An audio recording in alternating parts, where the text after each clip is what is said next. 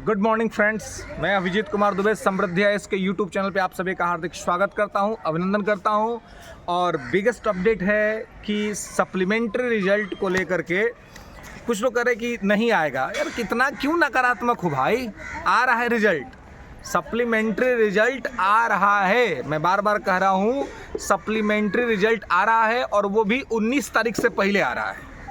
19 तारीख से पहले आ रहा है क्योंकि जैसा कि हमने जो वाईवी गिरी साहब हैं जो कि ये केस लड़ रहे हैं पटना हाई कोर्ट के अंदर में, तो कल हमारी जो उनसे बात हुई तो उसके अंदर में हमने ये देखा कि उन्होंने ये कहा कि भाई हम जब ये बातें हो रही थी, जो केस नंबर है 1151/2024 है ना, 1151/2024 की जो हियरिंग चल रही थी जिसमें 7-8 हियरिंग हो चुके।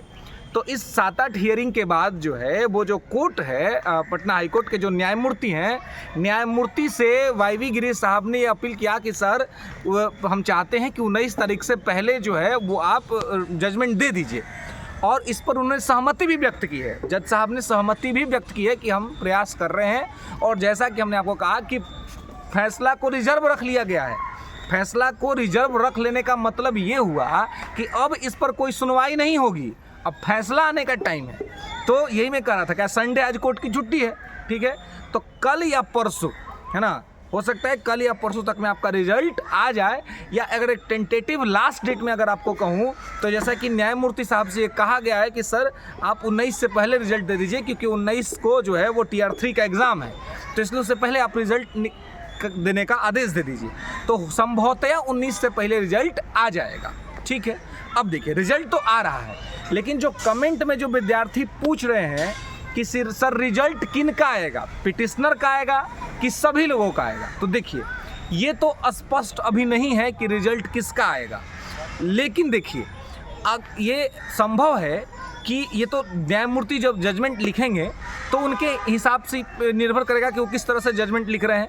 एक सामान्य सा नियम भी है कि जो लोग पिटिशनर बनता है वो प्रायोरिटी में रहता है। तो संभव है कि ऐसा हो सकता है कि अगर न्यायमूर्ति साहब जब अपना वर्डिक्ट लिखेंगे, अपना वर्डिक्ट पढ़ेंगे, तो उसमें इनको वरीयता दी जाएगी। तो 101 जो पिटिशनर हैं, 1151/2024 जो आपका केस है, केस नंबर है, इस केस नंबर में 101 पिटिशनर है। तो ये संभव है कि 101 पिटिशनर के लिए भी आ सकता है, क्योंकि कोर्ट कहता है कि जो लोग हमारे शरण में आए हैं हम उनको ही न्याय दे पाएंगे ना, तो इसलिए हो सकता है कि उनको ही दिया जाए, केवल 101 पिटिशनर को दिया जाए। लेकिन अगर मैं आपको कहूँ कि देखिए सीट और भी वैकेंट्स होने वाले हैं, और भी सीट्स खाली होने वाले हैं, क्योंकि बहुत सारे लोग एक तो फर्जी चल गए थे, डॉक्यूमेंट्स गलत था, तो लगभग 4000 के अप्रॉक्स में सीटें खाली हैं। तो ऐसा संभव है कि ये भी हो सकता है कि उन सभी रिक्त सीटों पर सप्लीमेंट्री रिजल्ट आए। तो उन सभी रिक्त जो पहली वैकेंसी की जो रिक्त सीटें हैं, मैं उसकी बात करिए कि देखिए कैरी फॉरवर्ड को लेकर के भी बात हो रहा है कि जो कैरी फॉरवर्ड केस को सीट को जो किया जाता है वो करने की कोई आवश्यकता नहीं है। जब सप्लीमेंट्री आएगा तो वो आप आगे की बहाली में क्यों सीट को जोड़िएगा। तो उसी बहाली में यानी कि TR 1 के अंदर में जो सीटें खाली रह गई हैं उन सीटों के ऊपर पर भी जो है वो हो सकता है कि अलग से मतलब उसका भी जजमेंट आए कि उन लोगों को भी कराइए।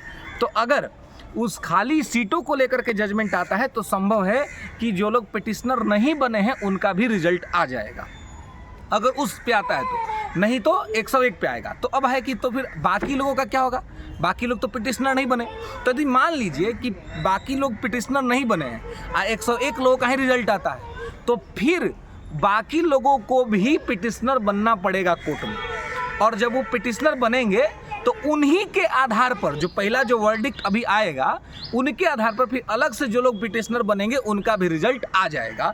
इसमें भी कहीं कोई दो राय नहीं है। तो इसलिए आपको इसको जो है सो ध्यान रखना है कि आप जो है सो अगर जिनका आ जाता है पिटिशनर जो है उनका तो डेफिनेटली आएगा, है ना।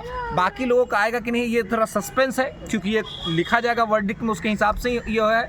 लेकिन अगर उनका नहीं भी आता है तो अलग से फिर आपको पिटिशनर बनना पड़ेगा। ये हमने अलग अलग जो वकील साहब हैं उन लोगों से भी बात किया और उनसे हमने ये राय लिया कि उसमें क्या हो सकता है ऐसे मामले में। तो उन्होंने कहा कि देखिए ऐसे मामले में एक जब कोर्ट यही कहता है कि जो मेरे शरण में आए हम उसी को न्याय दे पाएंगे ना, जो मेरे शरण में आया ही नहीं उसको हम कैसे न्याय दिला पाएंगे। तो इसलिए जो लोग पिटिशनर नहीं बने हैं अगर उनको इसमें फ़ायदा नहीं, अगर उनका रिजल्ट इसमें नहीं आता है तो उनको फिर से केस फाइल करना पड़ेगा और जल्दी से जल्दी करना पड़ेगा। जितना आप विलंब करिएगा उतना ज़्यादा लेट होगा।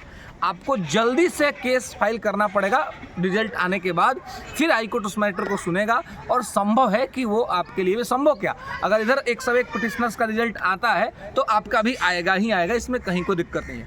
अब एज रिलैक्सेशन का बात है, एज रिलैक्सेशन की एज में क्या होने जा रहा है। तो देखिए एज में क्या है कि जो विज्ञप्ति थी, जो विज्ञप्ति आया था टीआर फर्स्ट में, उसके हिसाब से जजमेंट आएगा। उसमें क्या लिखा हुआ था कि अगर बहुत सारे विद्यार्थी हैं जिनका कि सेम नंबर है लेकिन डेट ऑफ बर्थ के वजह से उनका रिजल्ट नहीं आया, है ना, क्योंकि वो कट ऑफ पार भी किए हैं, लेकिन जो सीनियर कैंडिडेट यानी कि जिसका एज ज़्यादा है उसको ले लिया गया और जिसका एज कम है उसको नहीं लिया गया, है ना, लेकिन वो कट ऑफ से पार है।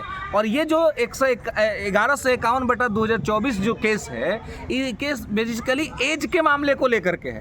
तो इसमें जो 101 पिटिशनर जो हैं वो मुख्य तौर पर एज वाले हैं। तो संभवतः ये भी है कि ये वर्डिक्ट एज को लेकर के आ रहा है, तो जो खाली सीटें हैं उस पर जो ये एज वाला जो फैक्टर है उन सब का रिजल्ट आएगा, उन सब का रिजल्ट इसमें आएगा। और अन्य भी मुद्दे हैं, तो अन्य मुद्दों को लेकर के भी बहस चल रहा है कि भाई 1-2 नंबर जो कम है कट ऑफ से, है ना, उनके लिए क्या होगा। तो इसके लिए इस पिटीशन में कुछ नहीं है, मैं आपको स्पष्ट कर देना चाहता हूँ। इस पिटीशन में ये ऐसा कोई, इसमें केवल एज का मैटर चल रहा है। तो अगर फिर अलग से आपको कोई मुद्दा पे कोई ये चाहिए तो उसके लिए आपको अलग से पिटीशन देखना पड़ेगा, या अलग से किसी बेंच में उसकी सुनवाई हो रही है तो उसको देखना पड़ेगा, ठीक है। तो इस पूरे मैटर में यही सब है, तो यहाँ पे इसको ध्यान रखिएगा, याद रखिएगा और समझ रखिएगा। ये सारे इन्फॉर्मेशन आपको अच्छा लगा तो चैनल को लाइक करिए, शेयर करिए और सब्सक्राइब करिए। धन्यवाद।